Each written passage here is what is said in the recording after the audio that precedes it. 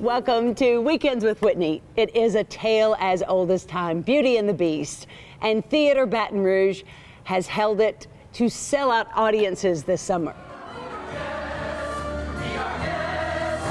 Guests in the audience were served a delicious performance and enjoyed every bite of it. Also in this morning's show, some others hitting the stage for a cause. We'll catch up with our dancing friend Leonard Augustus to find out more.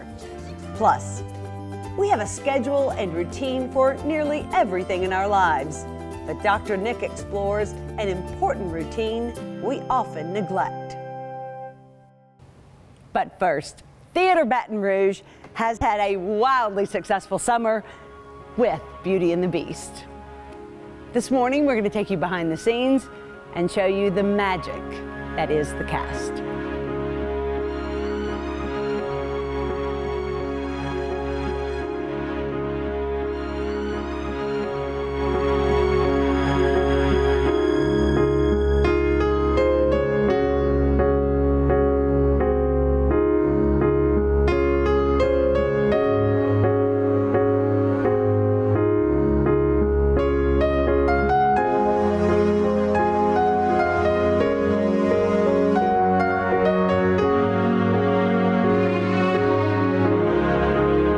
It's enchanting.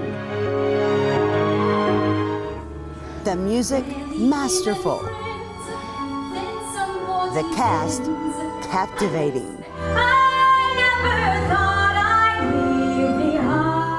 Beauty and the Beast is a feast for theater lovers and a dream come true for those dishing it out and lighting up the stage. I've been dreaming of this role since I was 5 years old. As the dining room proudly presents your dinner. Our guest, put our service to the test. This is my favorite role I think I've ever gotten to do. It's just so fun. I mean, he comes on stage and he brings the light, pun intended. Also lighting up the stage, 16-year-old Lauren Smith as Belle, even though she first auditioned for the ensemble. I didn't even write down Belle as a role that I wanted. I wrote down ensemble because I didn't think that it would be possible for me to get this role. Like, I'm so young, you know, I was a junior in high school against all these college students with trained voices, have been training longer than I have and more experience. I just did not think it was possible. Director Jenny Ballard says 10 talented actresses were called back for a second audition. Ranging from 16 to 35. And any of them could have done it. Any of them could have played Belle. They were all wonderful, but Lauren just had that something special. She's so connected to the role. She does so little and it carries so far. I believe everything she does. She's really so giving of spirit as Lauren that it's very easy for that to come across on stage.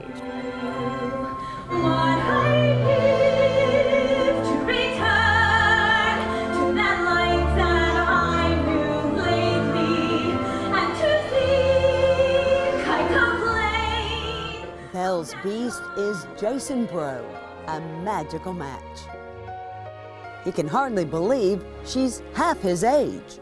I was not nearly that talented at that age. I'll say that. I don't even think about it, to tell you the truth, because it doesn't even cross my mind that she is that young, because she carries herself like such a veteran of the stage. She's the real deal. I will be surprised if we do not see her doing really great things. We could see her on Broadway, I really believe that. I think the sky's the limit for her. It's really exciting. Lauren's not the only one. In a cast teeming with talent, many could land on Broadway. In fact, Nathaniel Hearn, who plays Gaston, flies to New York next week.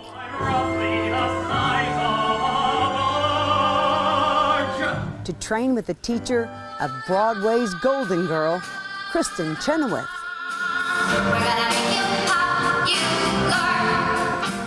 excited are you? Oh, I'm beyond thrilled. Being able to work with him is probably the best opportunity I've ever had. Monday, I'm actually recording a short demo CD, so we can give it to different production teams to see, you know, would they be interested in my voice? Because not only am I trained in musical theater, I'm also classically trained, so I can flip-flop around with whatever I need to do. Can you sing opera? Yes. Oh, give me a little opera something. Just a little. Oh, honey, I just finished a show. My voice is too tired for that.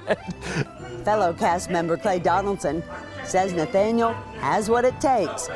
Clay spent 4 years in New York, graduating from the prestigious American Musical and Dramatic Academy. He's wonderful. His voice is beautiful. He's such a cool guy. He's really a Renaissance man. He's got so many talents and hobbies and all these things that he's part of, and he's so good at all of them. So I'm sure whatever he does in New York, he's going to be 500% better than I was at. Have you given him any advice? I have. Live it up. You know, pass out your headshots, pass out your cards, and make connections and see what happens.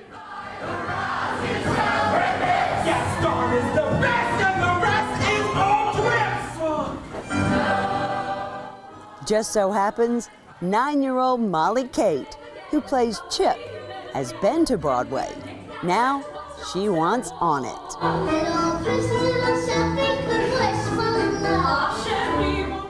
I really, really want to be on Broadway because I think if I work hard enough, I can be on Broadway. Oh my gosh, she's the star. Since the beginning, I said this is Chip the Musical featuring everybody else. Little Molly Kate, give me a break. I know, give me a break. Just precious. I know, I just want to put her in my pocket and pull her out. I think she'd let you. The first time she came out on stage in the full tea cart with the teacup, I said to everybody, good luck to everybody who is on stage when she is. Good luck. That's right. Because she's going to steal it. She's going to steal it right out from under you. For Erin Woolworth, Molly's golden. She's such a joy. She is the sweetest child to work with. Erin's played Mrs. Potts twice in this theater. The first 11 years ago. I hope that we'll be friends, though I don't know you well. If anyone can make the most of living near the bell, it's you. And who knows, you may find home here too. This show is just, it's timeless. It never gets old. This is every little girl's fairy tale. It was a beautiful experience both times. It's been wonderful to be able to do it again and do it differently and better. Bittersweet and strange, finding you can change, learning you are wrong. Certain as the sun, rising in the east, tale as old as time, song as old as rhyme, beauty. This story hits home for Lauren on many levels, from superficial beauty to her 13-year-old autistic brother. I really love doing this show because the message of the show tells you to really look on what's inside of a person, and that's what really matters. So it really touches my heart to be able to tell this story, you know, and it's very dear to me. So too is the cast. There's something sweet and almost kind, but he was mean and he was coarse and unrefined, and now he steers and so unsure. I wonder why I didn't see it there before. One look at the cast, and Jason knew it was exceptional.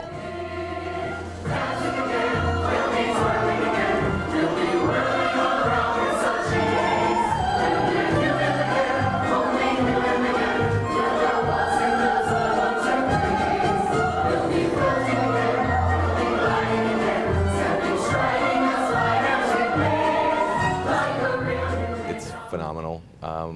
I don't think I've been involved in a show where I thought the casting was so dead on before. I mean, it's just absolutely perfect casting. Everyone is just wonderful. It's like slam dunk on their roles. I could just go through the entire line and tell you how even the ensemble is just phenomenal.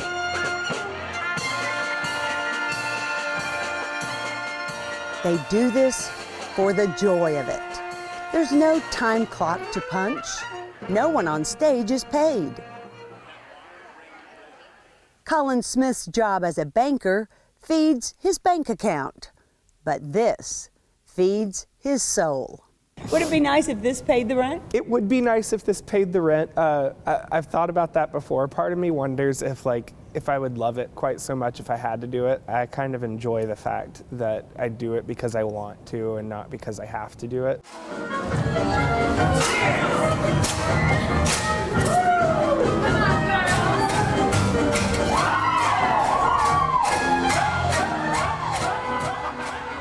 It's community theater, all volunteers. We do this for the love of it. Starving artist. Absolutely. Trust me. That's the water I swim in. But no, it's one of the great things about it. Everyone who's here is here because they want to be, is here because they love it, is here because they'd rather be doing nothing else.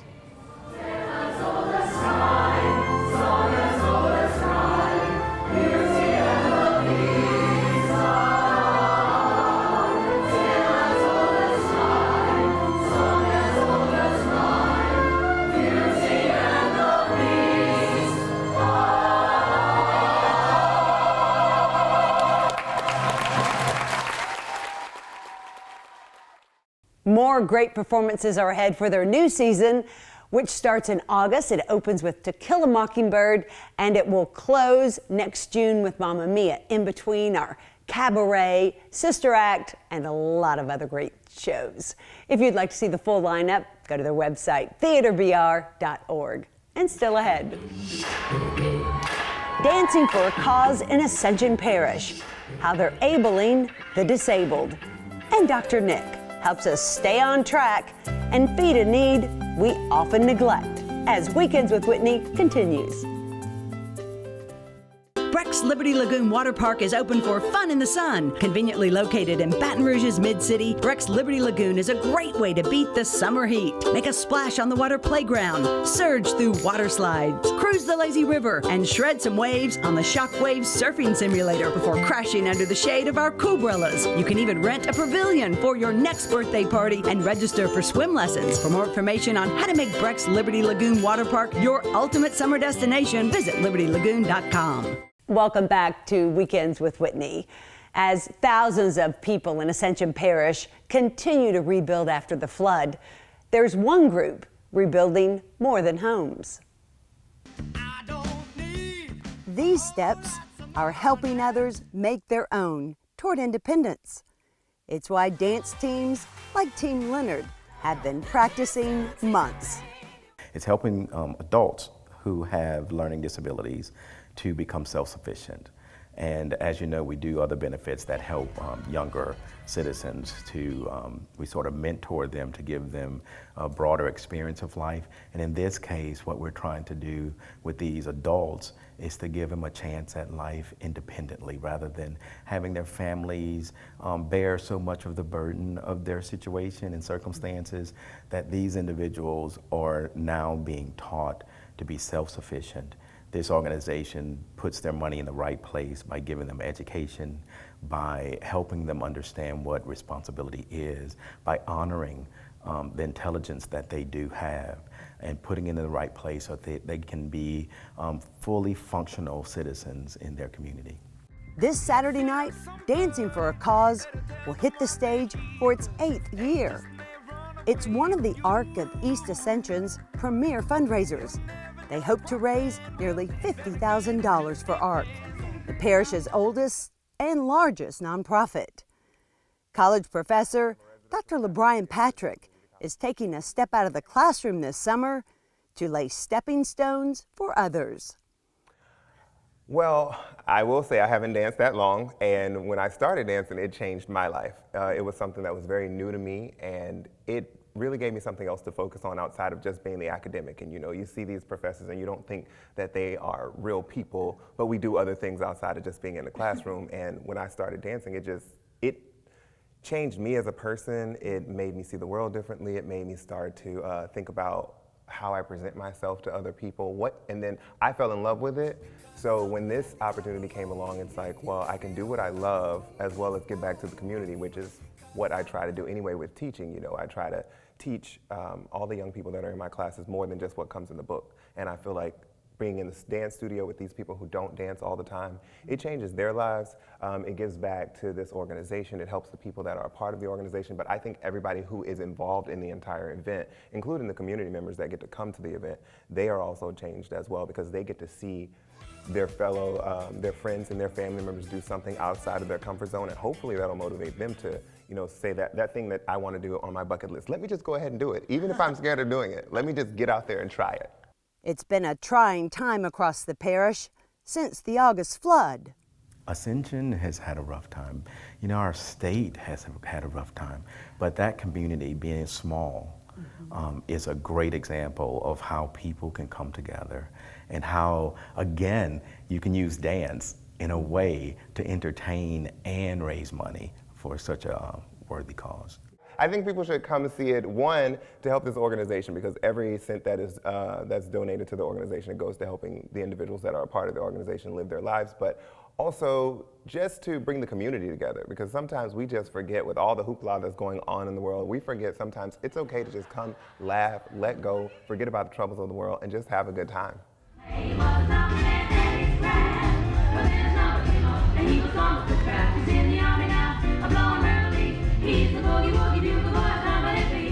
I think everybody involved gets changed, and for me, it changed me, so I want to change other people with what I can do in the world. The big event is this Saturday at the Lamar Dixon 4-H Center. Tickets start at $30. And still ahead, Dr. Nick. He'll help us stay on track with more than just schedules as Weekends with Whitney continues. Maggio, the only way to go. Maggio Buick GMC, your satisfaction's our specialty. We really deliver on Falls River, here in New Roads. Small town atmosphere, legendary service for over 60 years. Maggio, the only way to go. The only way to go, that's Maggio. 9-time winner of the prestigious Buick GMC Mark of Excellence Award.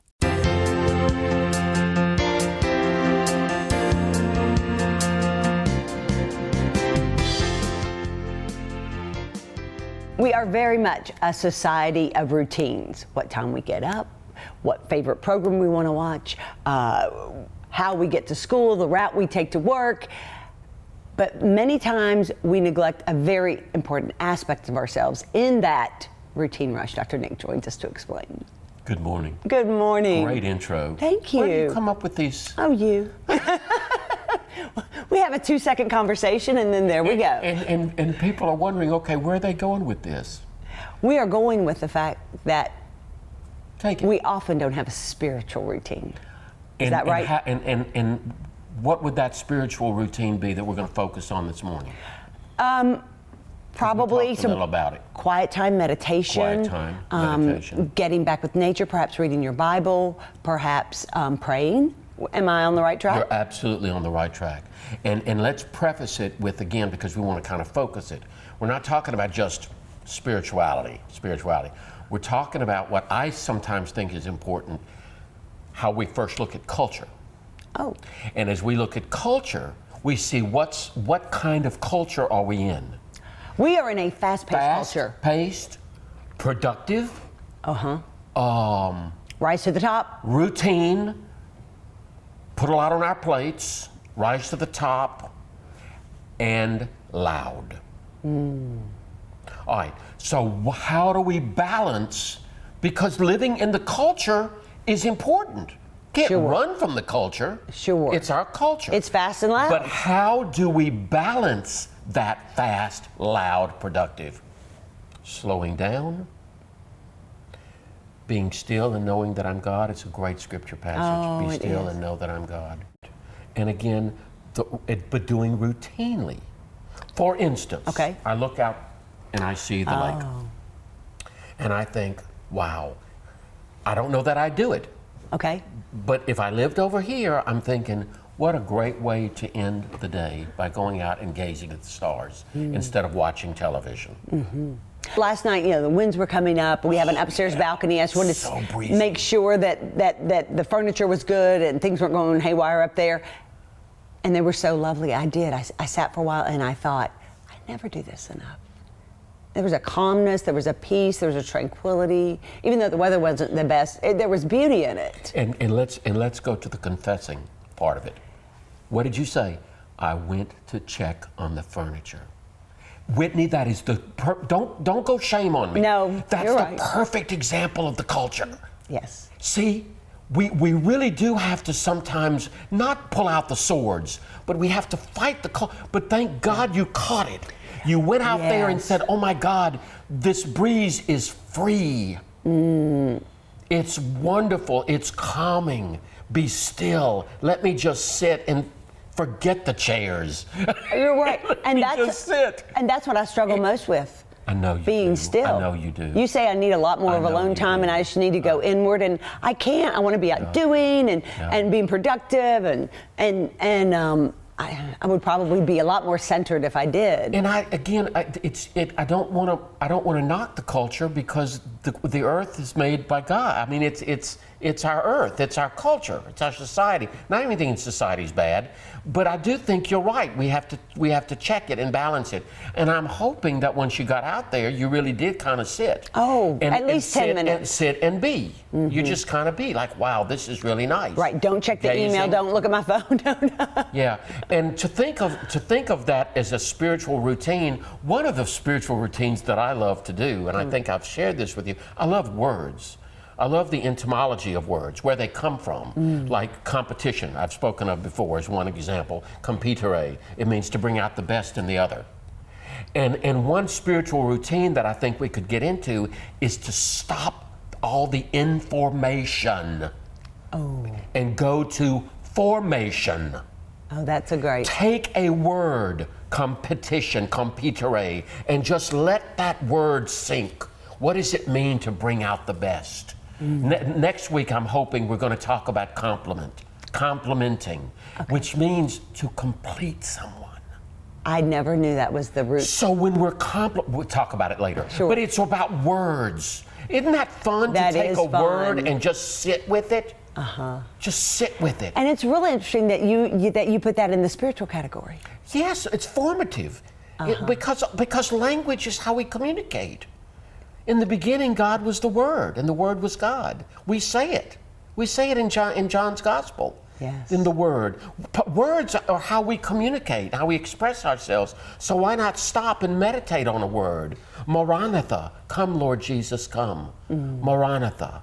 Just sit and meditate on that and breathe and be. You're looking at me like, hey, I could maybe do that. Right. I think I could. 5 minutes, 10 minutes. Yes. And then maybe build up a little bit. Whitney, it's slowing down. And I'm telling you, the more we do that kind of slowing down, the less urgent life becomes, and the less rushed life becomes. And anxiety driven. And the anxiety starts going down. And the blood pressure. And the life is flowing now.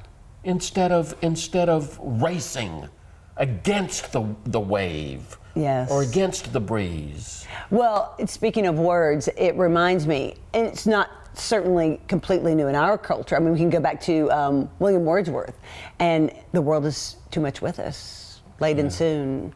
And I think there's always been a push for us to all have that spiritual time, that downtime, that just, the world is too much with us. Yes. The world is too much with us. And I just, nature calls us. And why nature calls us. It does, but why is oftentimes in many of our routines that spiritual time the first thing we sacrifice? It's the culture, Whitney. I hate to be so simplistic. We are a materialistic, consumeristic, highly driven, so we have to be out there, making more money, being more productive? You know, what's sitting around meditating on a word do to pay the bills? But I still say, that's the value of life, is simply paying bills. Cut the bills back. Yeah, you're right, Nikki. Restrain the shopping. Restrain the expenditure. Simplify one's life. Which reminds me of another great poet. Simplify, simplify, simplify. Simplify, simplify, simplify. Mm-hmm. I think it's an important part of life that I appreciate you letting us talk a little bit. Yeah, thank you. Quiet time and daily. Make it a daily. ritual. Right. Ritualize these experiences. And again, you said something about, how is that spiritual? See how we get caught in what's spiritual? You're right. It doesn't always have to be the Bible. Spiritual is not just the Bible. In fact, I think sometimes when we read the scriptures, we ought to have the commentary next to us to make sure we understand the time in which it was written so that we can employ it today and not 2,000 years ago. Oh, yes. So we understand the Sitzenleben, they call it. That's the period it was written in. What does it mean for us today? There's a meditation. There is, right. Sitzenleben. Sitzenleben. That's a means beautiful the word. period in which it was written, the time in which it was written. Didn't you see that where they're saying, write something about Baton Rouge? Real quick, 200 years? Yes. Write an article, and they're going to put it in a time capsule and pull it out 200 years from now? So that 200 years from now, they can see how they lived. Yes. Not so they can live that way. Of course, of course. Thank you. And we'll be right back. I'm going to spend a little more time on the upper deck, on the porch. Please do, and don't worry about the chairs. Okay. They're not going anywhere. Okay, got it. Thanks, Dr. Nick. More Weekends with Whitney after this. Atlas Foundation Repair, fixing your foundation problems for more than 30 years while preserving and protecting your trees. Thanks for spending part of your time with us here on Weekends with Whitney. We hope to see you back here again next week. Until then, we leave you with this.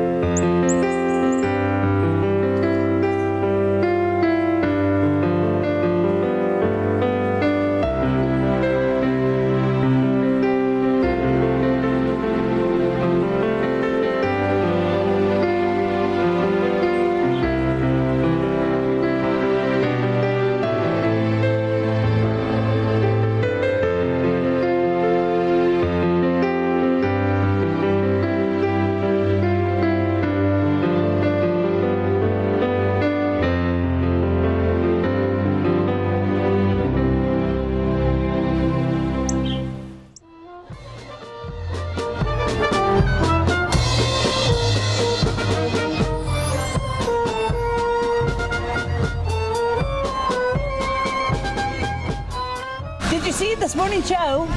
I did not. Oh, so cute.